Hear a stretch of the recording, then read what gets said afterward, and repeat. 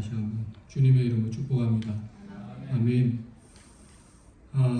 오늘은 계속해서 누가복음 두 번째 시간 말씀 전하겠습니다. 심령이 강해진다는 것은 강해지려면 약해져야 한다, 이런 제목으로 오늘 하나님 말씀을 좀 전하도록 하겠습니다. 누가복음 두 번째 시간이고요. 지난주에 어떤 말씀을 나눴는지 기억하시겠습니까?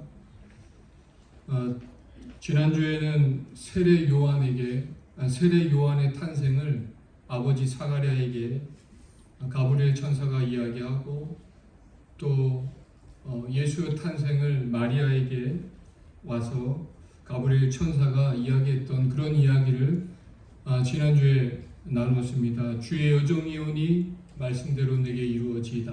변두리 이론에 대해서 이야기했죠.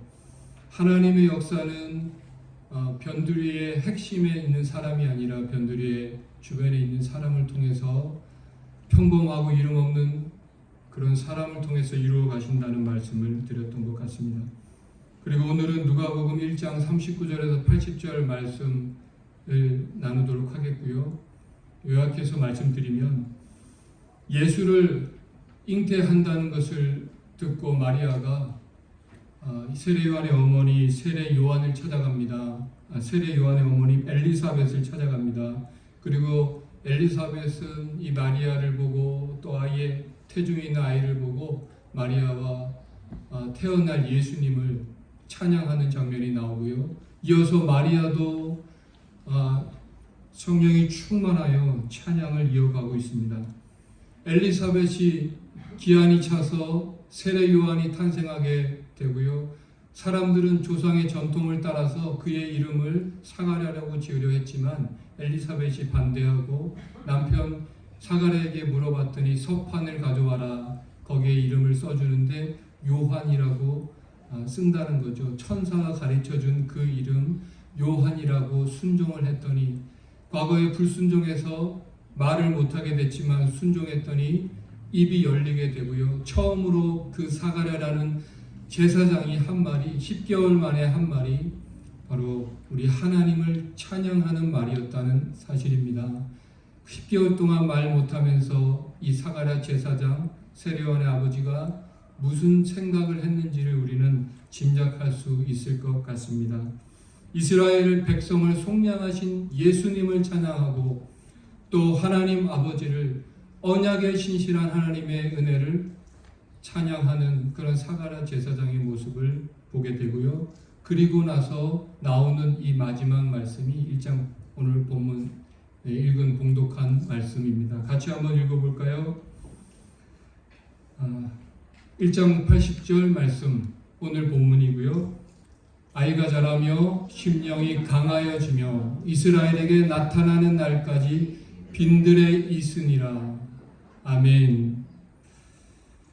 이렇게 1장을 마치게 되고 3장이 되어서 이 세례 요한이 성인이 되어 이스라엘 앞에 등장을 하게 됩니다. 하나님께서 이 세례 요한이라는 사람의 성장 과정에 대해서 자세한 설명도 없이 오늘 본문에 이렇게 한 절 기록되어 있는데요. 그의 육체가 자라며 심령이 강하여지더라. 하나님께서 이 세례 요한에게 요구하셨던 한 가지는 바로 심령이 강해지는 것이었다라는 사실입니다. 심령이 강해지는 것이 과연 무엇일까? 지난 한 주 내내 저는 이 한 절 말씀을 고민하고 묵상했습니다. 그래서 기도하고 싶은 마음이 생겨서 제가 조용한 곳을 찾다가 제 게라지 안에 주차해 놓은 그 차에 들어가서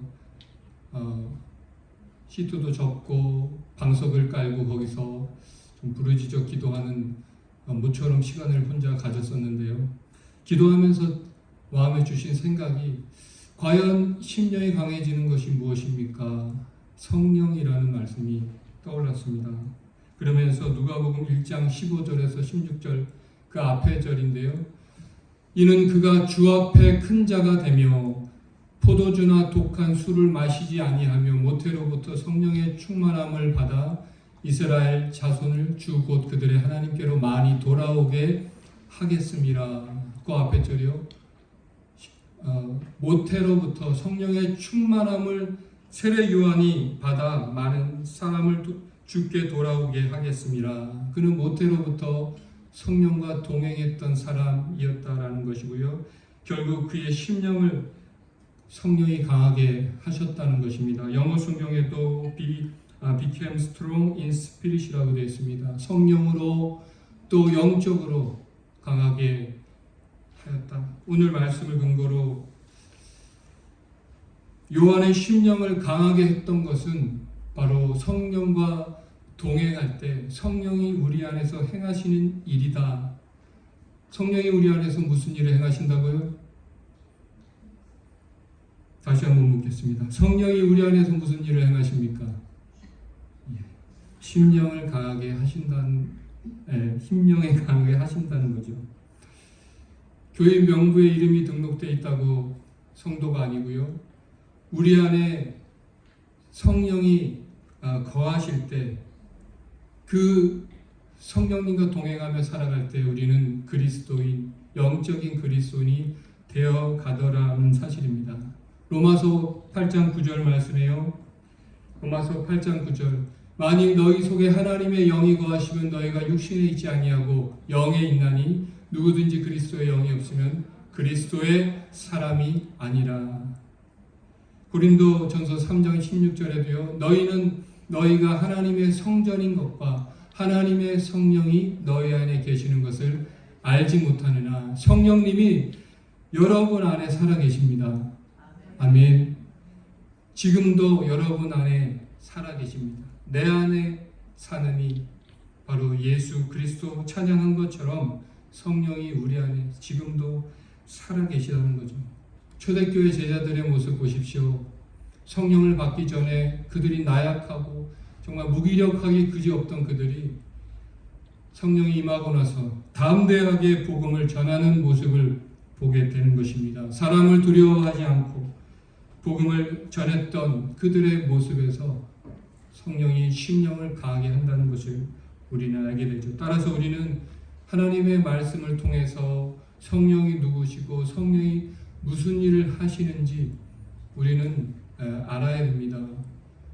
하나님께서 성령을 이 땅에 보내신 목적은 바로 주 예수 그리스도의 사랑과 하나님의 은혜를 증거하여 죽은 심령들을 살리는 그 일을 바로 성도인 저와 여러분과 함께 이루시기를 원하셔서 오늘도 우리 안에 계셔서 살아 계셔서 일하고 계시다라는 사실을 믿으실 수 있기를 바랍니다. 살리는 것은 영이요 육은 무익함이라. 또한 요한계시록 3장 20절의 말씀에 보니까요. 같이 한번 읽겠습니다. 볼지어다 내가 문 밖에 서서 두드리노니 누구든지 내 음성을 듣고 문을 열면 내가 그에게로 들어가 그와 더불어 먹고 그는 나와 더불어 먹으리라. 아멘. 오늘날 많은 성도님들이 성령님을 밖에 세워두고 자신의 인간적인 방법으로 스스로 노력으로 우리의 삶을 살아내고 우리의 신앙생활을 하고 있다는 겁니다. 내가 운전대에 앉아서 운전을 열심히 하기 때문에 그래서 피곤하고 힘든 삶을 살아가고 있다는 것입니다. 제가 설교 준비하면서 저의 자신을 돌아보면서 과연 나는 어떤가? 과연 성령님을 의지하고 살고 있는가? 여전히 저도 내 노력과 내 힘으로 교회를 세워가려고 애쓰고 있구나 하는 것을 보게 되죠. 우리의 마음을 열고 성령과 더불어 먹고 마시고 그분과 동행하는 신앙생활 하실 수 있기를 축복합니다. 아멘. 그렇다면 성령은 누구십니까? 잘 아시겠지만 삼위일체 하나님의 한 분이시고요. 성부 하나님, 성자 예수님, 그리고 동일한 본질적으로 동일한 하나님, 또 다른 보혜사를 너에게 할 때 또 다른 본질은 같지만 인격이 다르신 세 분이라는 것이고요. 교회사를 통해 보통 사람들은 이 성령님을 그저 하나님으로부터 나오는 힘으로만 간주했던 적이 많습니다. 그런데 이 성령님은요, 분명히 기억하십시오. 인격을 가지신 분이시다는 것입니다. 이것을 깨달을 때 우리의 신앙생활이 변화될 수 있다라는 것이고요. 성령님과 인격적인 교제를 가짐으로써 우리의 삶이 변화될 수 있다라는 사실입니다.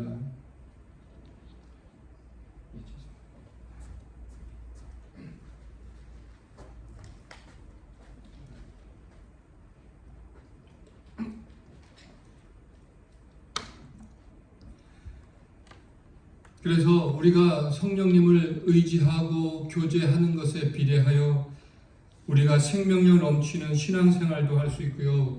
그렇지 않고 힘들 수도 있다라는 사실을 기억하십시오. 성령이 우리 안에서 참 많은 일을 하시는데요. 대표적인 일이 바로 우리의 연약함을 도우신다는 것입니다. 로마서 8장 26절에 보니까요. 이와 같이 성령도 우리의 연약함을 도우시나니 우리는 마땅히 기도할 바를 알지 못하나 오직 성령이 말할 수 없는 탄식으로 우리를 위하여 친히 간구하시느니라. 성령이 우리의 연약함을 도우신다고. 특별히 무엇을 도우십니까? 기도를 도우신다고. 왜 그렇습니까? 기도가 그만큼 중요하기 때문이 아니겠습니까? 성도의 삶에 있어 기도가 중요하기 때문에 기도가 어떻게 할 바를 모를 때 성령께 의지하실 수 있기를 바랍니다. 아멘. 가르치시고 생각나게 하십니다. 요한복음 14장 26절입니다. 보혜사 곧 아버지께서 내 이름으로 보내실 성령 그가 너에게 모든 것을 가르치고 내가 너에게 말한 모든 것을 생각나게 하시리라. 가르치고 생각나게 하시는 분이 성령이십니다. 우리를 또한 인도하시는데요. 요한복음 16장 13절 말씀. 그러나 진리의 성령이 오시면 그가 너희를 모든 진리 가운데로 인도하시리니 그가 스스로 말하지 않고 오직 들은 것을 말하며 장래 일을 너희에게 알리시리라. 사도행전 16장 6절 7절에도요. 성령이 아시아에서 말씀을 전하지 못하게 하시거늘 그들이 부르기아와 갈라디아 땅으로 다녀가 무시아 앞에 이르러 비두니아로 가고자 했으되 예수의 영이 허락하지 아니하는지라. 예수의 영은 바로 성령 아니겠습니까? 또한 성령 위로를 하십니다. 보혜사 성령이라고 할 때 보혜사가 바로 위로자, 조력자라는 뜻이 있다는 것입니다. 그래서 오늘 우리의 심령을 강하게 하시는 분이 바로 성령님이시라는 것입니다. 지난주에 만난 집사님은요, 저에게 목사님 삶의 절망 가운데 어떻게 이겨내십니까? 그동안 목회하시면서 많이 힘든 일도 또 상처받고 또 어려운 일도 많으셨을 텐데 어떻게 극복하셨습니까? 이런 질문을 하셨습니다. 어떤 팁이 있으십니까? 노하우가 있으십니까? 이런 질문을 처음 받고 어떻게 대답해야 될까 몰랐는데요. 말을 하면서 제가 깨닫게 된 것은 제가 기도를 많이 해서 또 하나님을 바라보고 또 내 힘으로가 아니라 때때마다 결국 성령 하나님께서 위로와 격려가 있었다라는 것을 깨닫게 되었습니다. 우리 인생도 신앙생활도 이 절망과 낙심과의 싸움 아니겠습니까? 그것을 잘 이겨내지 못하면 결국 주저앉고 일어서지 못하게 되는 것이고요. 그때마다 성령님께서 우리를 위로하고 격려해 주셔서 우리가 다시 일어났더라. 제가 다시 일어났더라는 것입니다. 그것은 때로는 사람을 통해서일 수도 있고 때로는 말씀을 통해서일 수도 있습니다. 한국에 제가 멘토 목사님으로 생각하는 순복음 춘천교회 김주환 목사님은요. 지금은 소천하셨지만 이분의 인생이 가장 힘들고 절망의 순간에 하나님께서 그분에게 주셨던 말씀을 늘 간증하셨는데요. 그 말씀이 히브리서 10장 35절에서 39절 말씀입니다. 같이 한번 읽겠습니다. 그러므로 너희 담대함을 버리지 말라. 이것이 큰 상을 얻게 하느니라. 너희에게 인내가 필요함은 너희가 하나님의 뜻을 행한 후에 약속하신 것을 받기 위함이라. 잠깐 후면 오시리니 지체하지 아니하시리라. 나의 의인은 믿음으로 말미암아 살리라. 또한 뒤로 물러가면 내 마음이 그를 기뻐하지 아니하리라 하셨느니라. 우리는 뒤로 물러가 멸망할 자가 아니요 오직 영혼을 구원함에 이르는 믿음을 가진 자니라. 아멘. 성령의 위로와 격려가 때로는 사람을 통해서, 때로는 말씀을 통해서 여러분과 제 삶에 넘치시기를 다시 한번 축복합니다. 아멘. 구원이란 성령이 우리 안에 처음으로 들어오는 사건이고요. 그래서 우리의 삶의 주인이 바뀌는 시간입니다. 사건입니다. 여러분, 우리 삶에, 우리의 신앙생활이 왜 이렇게 힘듭니까? 우리 안에 성령이 들어와 있음에도 불구하고 여전히 내 자아가 살아서, 펄펄 살아서 여전히 주인 노릇하려고 우리의 안에 있는 죄성이 그걸 한다는 것입니다. 그래서 성령님의 인도를 받기 위해서 나의 아집과 나의 고집을 십자가에 못 박는 시간이 필요하고요. 그 주인의 자리를 하나님께 내어드리는, 성령 하나님께 내어드리는 삶이 우리에게 절실히 필요하다라는 것입니다. 성령님께 주도권을 넘겨드리지 않으면 성령이 우리 안에 들어와 계시기는 하지만 그분이 능력을 발휘하지 못한다는 사실입니다. 왜 그렇습니까? 그분이 바로 인격을 가지신 분이기 때문이라는 것입니다. 로마서 12장 1절 2절에도요. 그러므로 형제들아 내가 하나님의 모든 자비하심으로 너희를 권하노니 너희 몸을 하나님이 기뻐하시는 거룩한 산 제물로 드리라. 이는 너희가 드릴 영적 예배니라. 2절인데요.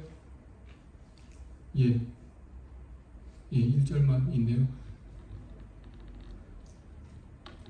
영적 예배니라. 그러므로 이 세대를 본받지 말고 마음을 새롭게 함으로 변화를 받아 아버지의 온전하신 기뻐하시고 선하신 뜻이 무엇인지 분별하도록 하라. 2절 말씀이죠. 그러므로 너희 몸을 하나님이 기뻐하시는 거룩한 산 제물로 드리라. 너희 삶의 주인의 자리를 내어드리는 삶, 이 자체가 바로 영적 예배다라고 말씀하고 계시는 것입니다. 그래서 그렇게 할 때 성령님이 내 삶을 인도하시는 새 삶이 시작되는 것이고요. 그것이 신앙생활의 전부입니다. 내가 사는 것이 아니라 내 안에 그리스도가 사시는 삶, 그것이 바로 우리의 신앙생활이다라는 사실입니다. 성령님께서 우리의 삶을 인도하시는 구체적인 방법이 무엇입니까? 우리에게 살아갈 때 예배 시간에 예배를 드리며 하나님 말씀을 들을 때 하나님께서 우리의 마음을 뜨겁게 하시기도 하고요. 말씀을 의지하여 기도할 때 마음의 소원을 주시기도 하고 사람을 만나 이야기하고 또 책을 읽을 때도 하나님께서 또 제 경험에 의하면 반복적으로 하나님 우리에게 말씀하시더라는 것입니다. 그런데 중요한 것은 이것을 말씀을 통해 확증을 구해야 하고요. 마음의 평안을 주시고 또 마지막으로 환경적으로 문을 열어주실 때 이게 성령의 인도하심이 분명하다고 믿어지면 그때 우리가 해야 될 일은 바로 실천에 옮기는 일입니다. 그것이 순종이라고 하죠. 이것이 하나님이 우리를 구체적으로 인도하시는 방식인 것입니다. 중요한 것은요, 성령이 충만은 그저 있어도 되고 없어도 그만, 있으면 더 좋고 이런 것이 아니라는 거죠. 성령 충만은 명령인 것입니다. 그래서 에베소서 5장 18절에 성령의 충만을 술 취하지 말라 이는 방탕한 것이니 성령의 충만을 받으라 라고 명령을 하고 계신 것입니다.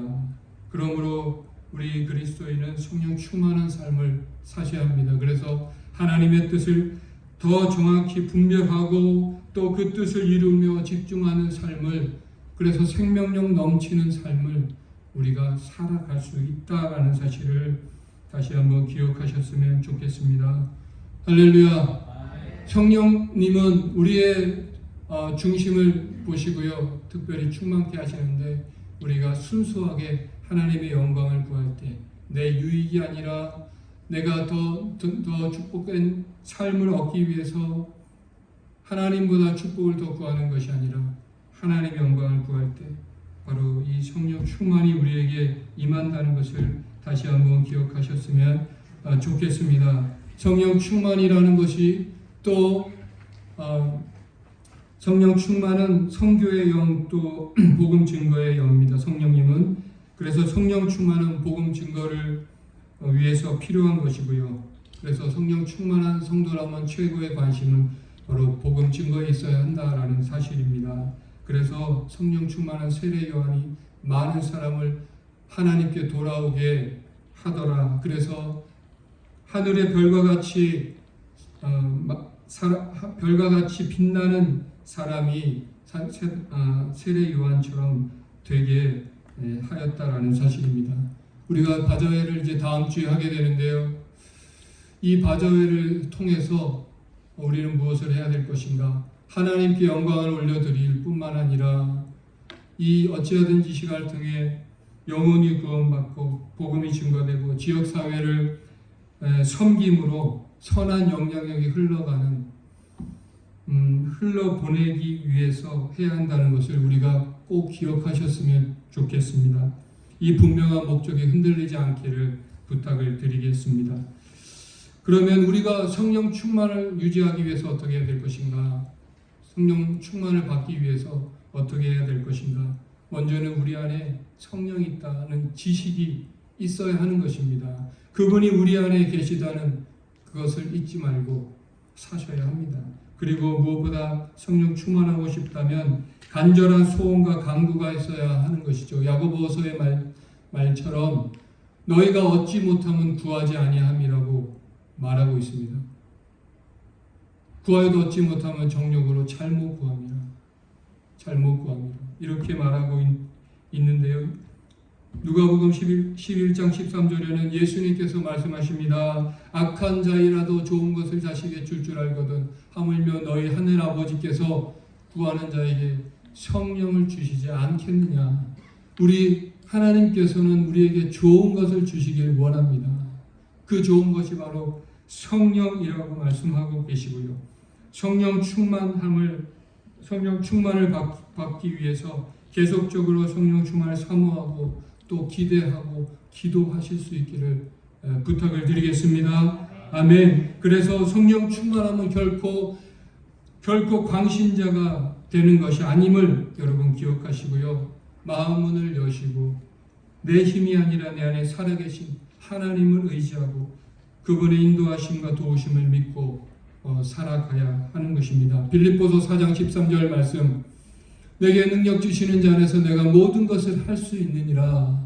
아멘. 인간의 능력은 한계가 있습니다. 그러나 성령이 이끄시는 삶은 그 한계를 뛰어넘을 수 있습니다. 출애굽기 14장 13절 말씀에는요, 이스라엘 백성들이 홍해 앞에 섰을 때 하나님 주신 말씀이죠.